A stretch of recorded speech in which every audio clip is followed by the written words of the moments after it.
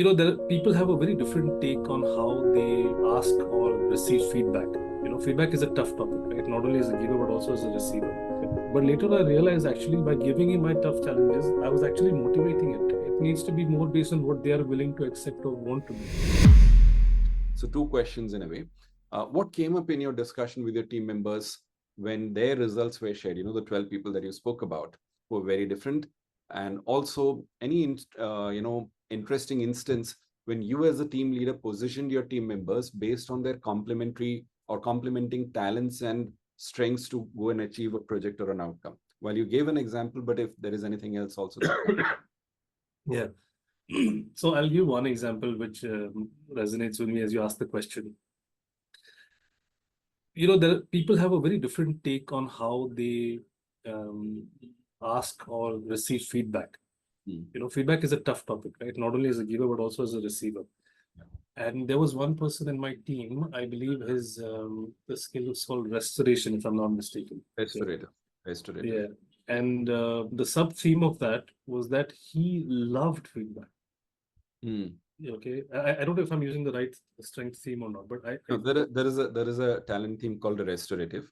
Right. And these are people who are intuitive problem solvers. Right. And he loved it, and he always wanted me to give him my biggest issues. Okay. And he just wanted to over and over hear feedback about the work he was doing. Okay. And of course, as a manager, you watch people do things, you always have feedback to give. The question is who wants to hear it, who wants to listen. So in the beginning, it was, I felt a bit of guilt to disproportionately allocate my tough challenges to him and say, okay, you handle it. Right. But later I realized actually by giving him my tough challenges, I was actually motivating him. It wasn't really like, a favor that he was doing on me or I was doing on him. It was like it was a right fit because I needed somebody to solve my problem. And he just loved asking for feedback about every step that we went along with it, So sometimes as a manager, as a leader, you feel that you need to allocate work proportionately across the team, make sure everybody has an equal share of the pie.